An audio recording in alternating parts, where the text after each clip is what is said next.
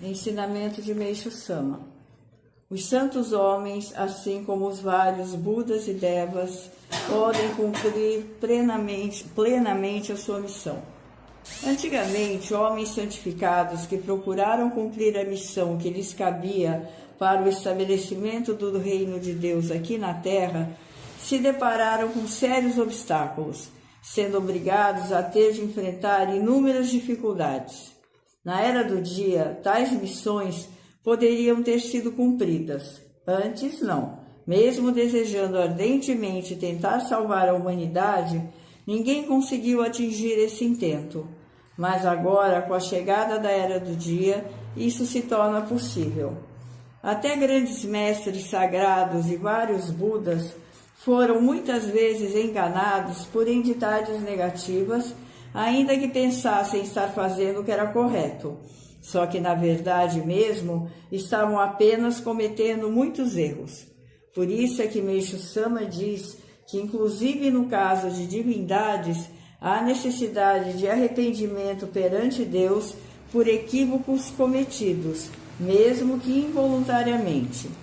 Isso nos faz compreender que na era da noite, até as próprias divindades chegaram a ser enganadas por entidades negativas, o que explica porque foi tão fácil enganar o ser humano. Vejam a medicina, por exemplo. Foi inventada pelo negativo, visando ao enfraquecimento do homem. Mas o ser humano é criação divina. Portanto, é a Deus que se deve pedir para ser curado. Os homens nada sabem sobre os mistérios do corpo. Perderam a noção de que o corpo humano é fruto da vontade divina, e essa é a ideia principal que devemos ter sempre em mente.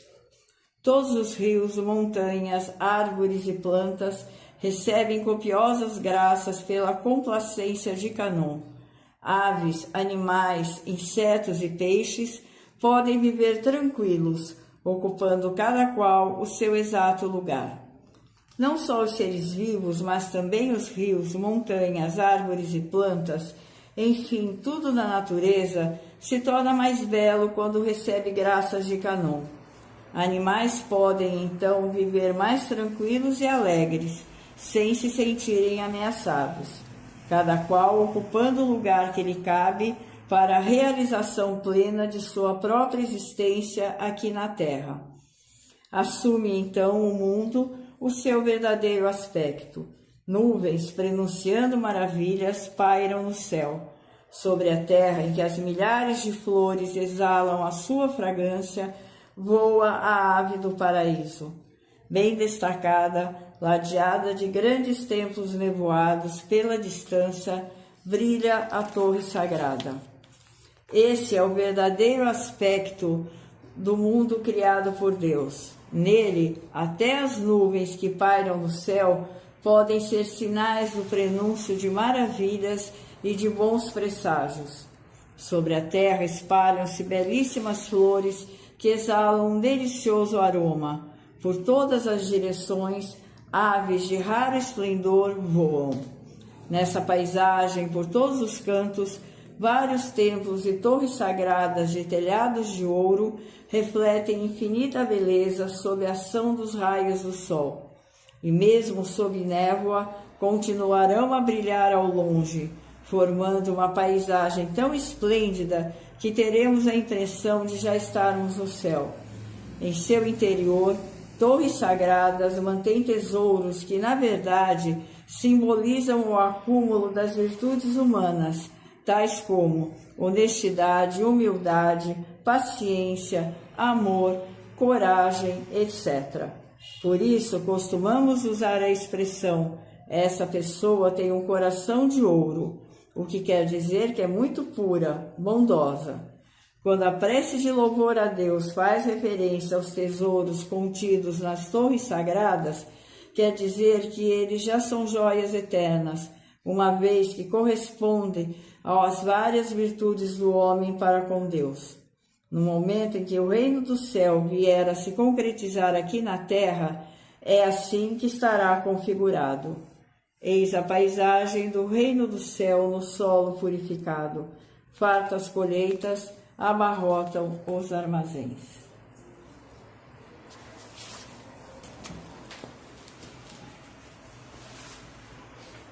Boa noite. Boa noite.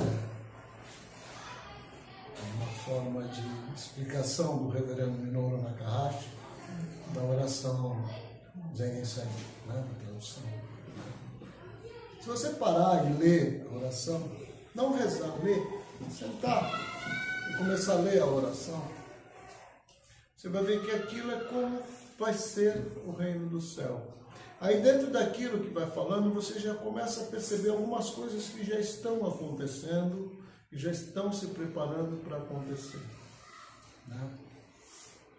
A gente percebe que nem tudo vai acontecer em todos os lugares ao mesmo tempo. A gente percebe que tem algumas localidades que parece que estão mais adiantadas e outras localidades estão um pouquinho mais para trás, né? A gente percebe que o avanço das coisas, né, em alguns lugares ele está mais rápido, em outros lugares ele está um pouquinho mais lento. A gente percebe que em alguns lugares as pessoas, por exemplo, elas já têm um senso de apreciar o belo, elas têm o senso de não degradar a natureza, elas têm já aquilo já no coração, já de querer que os produtos que vai consumir para ela, para o marido, para os pais, para os filhos, que sejam produtos de melhor qualidade, sem adubos agrotóxicos, sem químicas, sem conservantes. Isso tudo é uma preparação para a gente, para a era do dia, né? Era de uma forma e gradativamente isso está virando, isso está mudando. Hoje a gente percebe muito mais gente engajada em alguns princípios que nós defendemos, né, pelos ensinamentos de Meishu Sama, do que era antigamente, né?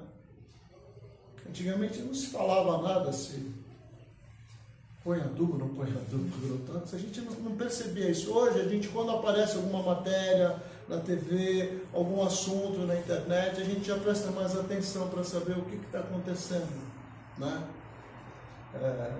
A gente percebe que em alguns países a diminuição de uso de agrotóxico é muito grande.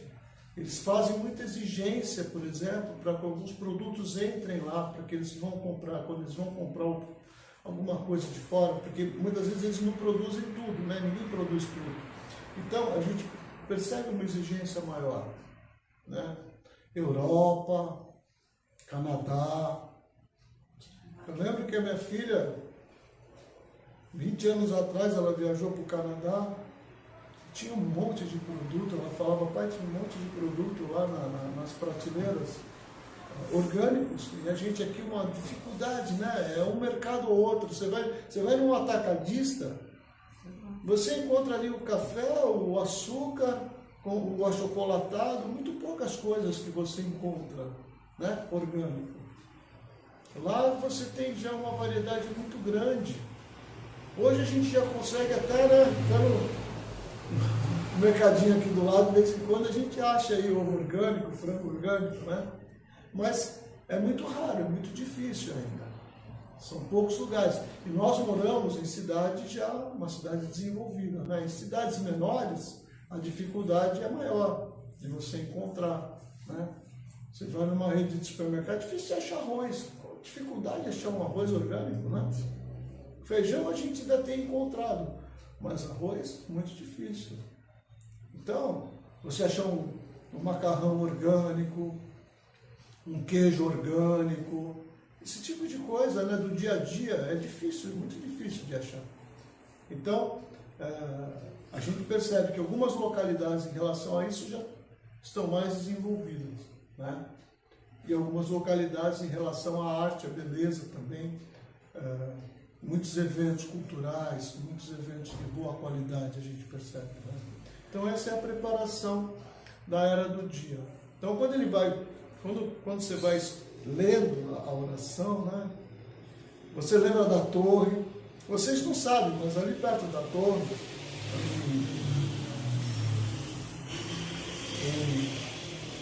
em Ribeirão Pires, aí tem do lado, eu esqueci o nome da cidade que tem do lado, depois tem Suzano.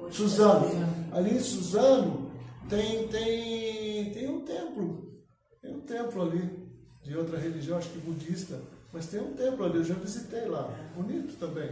Entendeu? Aí você fala dos templos, né? Quem esteve lá, vocês todas estiveram lá ontem, né? O dia estava lindo, maravilhoso, parece que você está num pedacinho, né? Um pedacinho do paraíso ali, um lugar bonito, né? Um lugar muito bonito que estava, né? Mesmo nós aqui em Santos, quem acorda cedo e se for na praia, vê o sol nascer na praia de manhã cedo, está muito bonito hoje, estava um dia muito lindo de manhã. Então, é essa preparação do reino do céu na terra, né? E que a gente tem que começar aqui dentro, trabalhar bastante, né? Para que a gente consiga mudar um pouquinho para poder também ajudar outras pessoas. Tá bom, gente? Então, boa segunda-feira, boa semana para vocês. Obrigado.